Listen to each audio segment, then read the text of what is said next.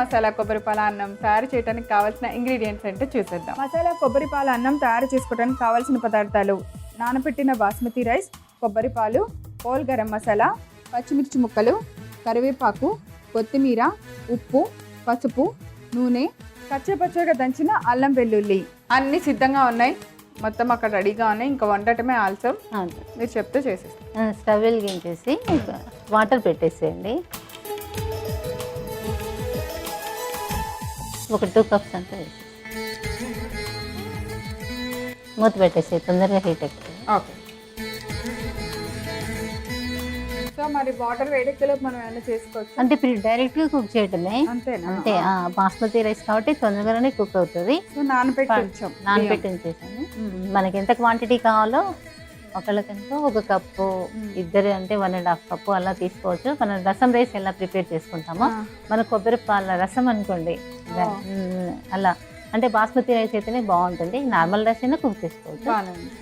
ఇది అంటే డైరెక్ట్గా చేస్తే వేడివేడిగా ఇంకా బాగుంటుంది కదా.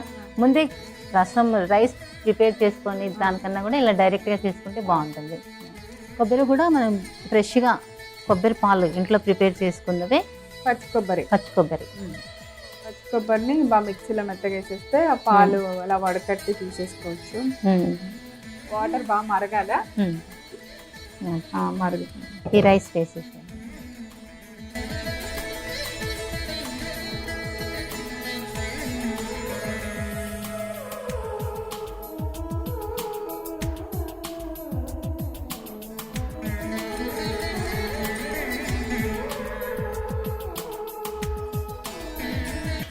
మూత పెట్టేసి త్వరగా ఉడుకుతుంది.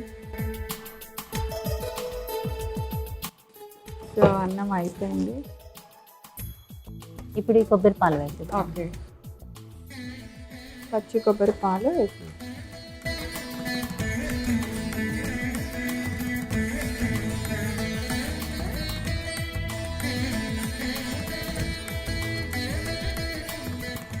అవును. అసలు వాటర్ బదులు మనం కొబ్బరి పాలలోనే ఉడికించేస్తారు. కొబ్బరి పాలల్లో అంత పర్ఫెక్ట్గా ఉడకదు. చాలు, పక్కన పెట్టేసి.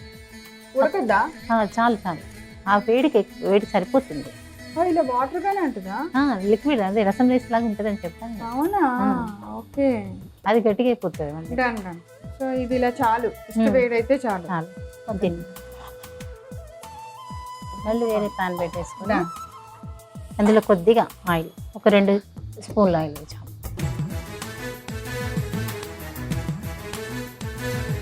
ఆయిల్ హీట్ ఎక్కిన తర్వాత హోల్ గరం మసాలా. సో ఇంకా అలా రసం రైస్ ఉంటుంది అదా? వాళ్ళకైతే మనం కొబ్బరి అన్నం అయితే అన్ని వేసేసి కొంచెం నెయ్యిలో అన్ని వేగిన తర్వాత స్వీట్ రైస్ లాగా చేసుకుంటాం. అన్నం వేసేసి అట్లా జస్ట్ పాలు పోసి ఉడికించేస్తాం కదా, అదే కొబ్బరి అన్నం. ఓకే, ఇది వెరైటీగా ఇలా కొబ్బరి పాలతోనే ఉంటుంది. ఈ ఆకు ఏంటి వెరైటీ? మసాలా ఆకు. అవునా? బిర్యానీ ఆకు బదులు మసాలా. మా తమ్ముడు వాళ్ళ ఇంట్లో చెట్టు ఉంటుంది అన్నమాట. ఓకే, అవి కోసుకొస్తారా?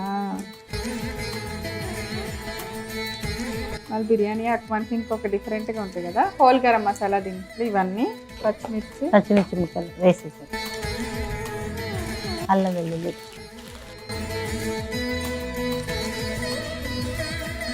సో అల్లం వెల్లుల్లి, కరివేపాకు, ఇది కరివేపాకు వేసా, కొత్తిమీర,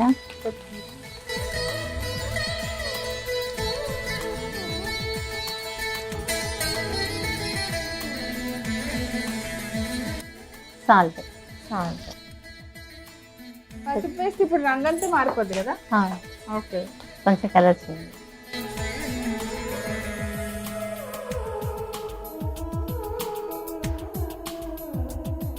స్టవ్ ఆపేసి దగ్గరికి పెడతారా?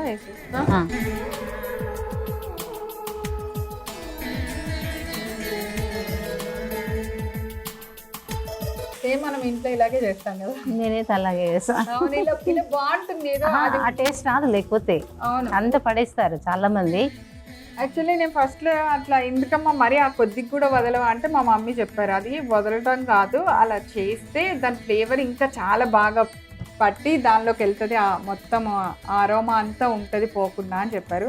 సో నేను డెఫినెట్గా ఆ తేడా గమనించాను. తేడా ఉంటుంది. అది ఉంది. ఇప్పుడు సర్వింగ్ బౌల్లో తీసేద్దాం ఫైనల్గా. మసాలా కొబ్బరి పాల అన్నం రెడీ.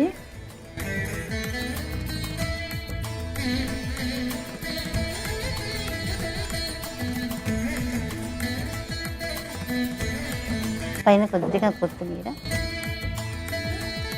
మసాలా కొబ్బరి పాల అన్నం తయారు చేసుకోవడానికి కావాల్సిన పదార్థాలు: నానబెట్టిన బాస్మతి రైస్, కొబ్బరి పాలు, హోల్ గరం మసాలా, పచ్చిమిర్చి ముక్కలు, కరివేపాకు, కొత్తిమీర, ఉప్పు, పసుపు, నూనె, కచ్చపచ్చగా దంచిన అల్లం వెల్లుల్లి.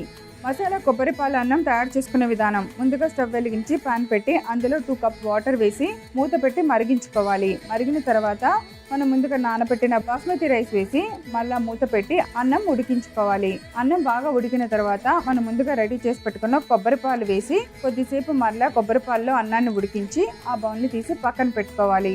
ఇప్పుడు మరొక పాన్ పెట్టుకొని నూనె వేసి వేడెక్కిన తర్వాత హోల్ గరం మసాలా దినుసులు వేసుకోవాలి. అవి ఫ్రై అయిన వెంటనే పచ్చిమిర్చి ముక్కలు వేసుకోవాలి. తర్వాత కచ్చపచ్చగా దంచిన అల్లం వెల్లుల్లి ముక్కలు వేయాలి. తర్వాత కొద్దిగా కరివేపాకు, కొంచెం కొత్తిమీర, సరిపడినంత ఉప్పు వేసి కొద్దిగా పసుపు, తాలింపు బాగా వేగింది అనుకున్న తర్వాత స్టవ్ ఆఫ్ చేసి ఈ తాలింపు మొత్తాన్ని మనం ముందుగా ఉడికించి పక్కన పెట్టిన కొబ్బరి పాల అన్నంలో వేసి బాగా కలపాలి. ఎంతో రుచికరమైన మసాలా కొబ్బరి పాల అన్నం రెడీ.